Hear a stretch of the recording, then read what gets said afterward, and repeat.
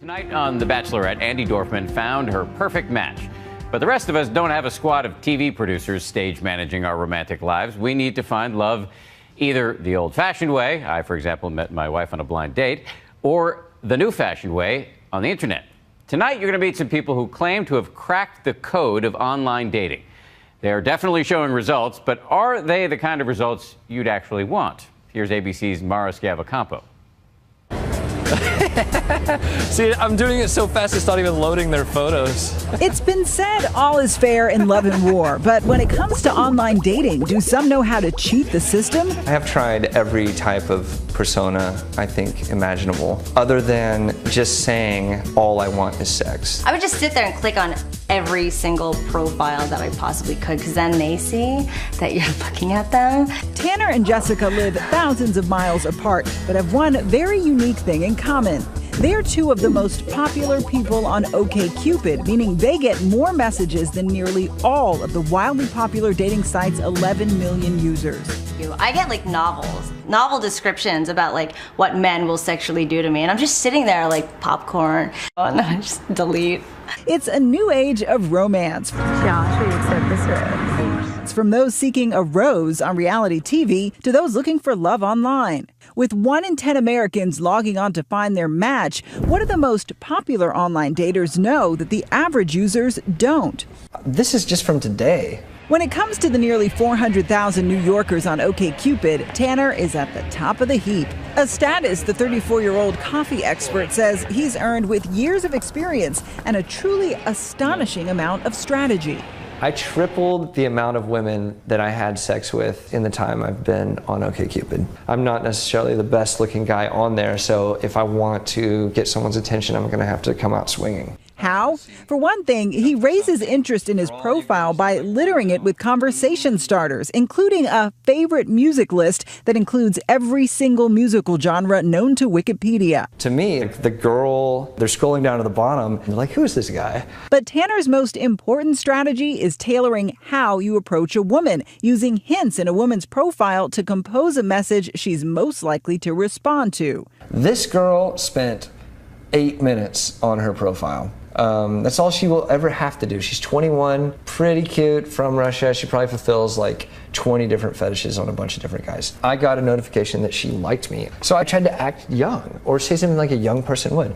Oh, you like me? Question mark, exclamation point. That's cute. I nailed it. She put a smiley face. Is it? Look how she's responding to how nice I was. 2 days later, we had sex. Effective, yeah, but whatever happened to honesty? I'm not a total fraud, but I'm really good at embellishing the truth. While Tanner's methods may work for him, 26-year-old Jessica says she doesn't have a strategy for becoming one of the most desirable women in Los Angeles. I was like, I don't have any selfies and I don't have any headshots, so I don't understand where this is coming from. Jessica joined OKCupid when she moved to LA 2 years ago. I was in this phase where I was newly single, so I just went on this like serial dating spree, and as I like really got to know what I liked and what I didn't like, I started to like cut down my profile to make it more about like me and putting myself out there so that like I was attracting the right guy, as opposed to just like casting this huge like net. That actually backfired. Instead of narrowing her dating pool, Jessica is now inundated with messages from men on OKCupid, as many as 700 a week. Hi, hola, hi sexy, I read your profile, what do I win? No, I don't. If you won't take the time like to write about yourself, then I'm not gonna take the time to respond to you. We met Jessica as she was about to head out on a date with one of her OKCupid suitors. How are you? Good. As it turns out, Jessica does have somewhat of an edge. She works as a professional dating coach, advising her male clientele about their love life over Skype. You had to rely on her staying or going. In terms of my coaching helping me, it definitely forces me to make better connections. Jessica believes her success is all about being unique. And how many people can say like, oh, I'm funny, I'm charming, I have goals, I have passions. Like, it could be like anybody on the planet, and anybody can look at that and be like, me too. But until like you know that I play Lady Gaga and sing along to Lady Gaga every day on the piano, how are you really gonna know what sets me apart from other people? Jessica and Tanner may have cracked the code to filling up their OKCupid inbox, but what if you care about quality, not quantity? Getting the right matches is something the data whizzes at OKCupid have been working on for years. Just today, OKCupid revealed it actually conducts experiments on its own users, including suggesting bad matches, all to better understand what makes online daters tick. So can they help one user improve her odds of finding love online? I think lately I've been just jaded by the whole experience and kind of don't really care anymore. I don't want to do a story on a real vampire. Mandy Stadmiller is the editor-at-large for the popular website XOJane, where she often chronicles her misadventures in online dating. In fact, she once dedicated a whole post to the bizarre OKCupid messages she receives. So what do you want? In a perfect world, what kind of response would you want to get from your online dating profile? In a perfect world, it would be a guy who knows how to ask a woman on a date. He says, I'm interested in you because of specific example. Are you curious about how you could possibly improve upon this? Oh, absolutely. Sean Patrick Henry is a developer for OKCupid, an expert on how people online date. Nice to meet you. So some of the simple things to start with are go ahead and fill out your details. Rule number 1, fill in the blanks. The more details you provide, the easier it is for matches to find you. There's a lot of ways that you can find somebody else on the site, but one of the things that people use are search filters through these specific details. Rule number 2, give them something to talk about. Ask an open-ended question or list your interests.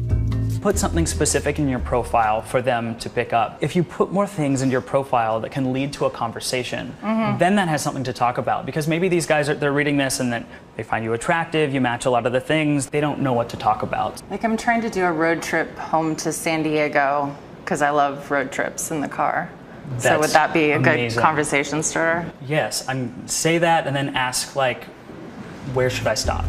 Rule number 3, pictures are critical. Choose photos that show off your personality, but you might want to resist using flash. These are the photos that are on your profile. What do you think of this? So this is a fantastic profile picture. It asks questions, it's very seductive, the red lipstick. It also shows some personality. Now here we have, she looks very pretty, but she's with another man and like kind of close to him too. Do you think women should be posting photos of themselves with men they're not related to? I guess it always depends on the context. If it's something that you want to show that you're social with somebody, this is almost a little intimate. But the other thing in this photo that's actually playing against you is you used flash.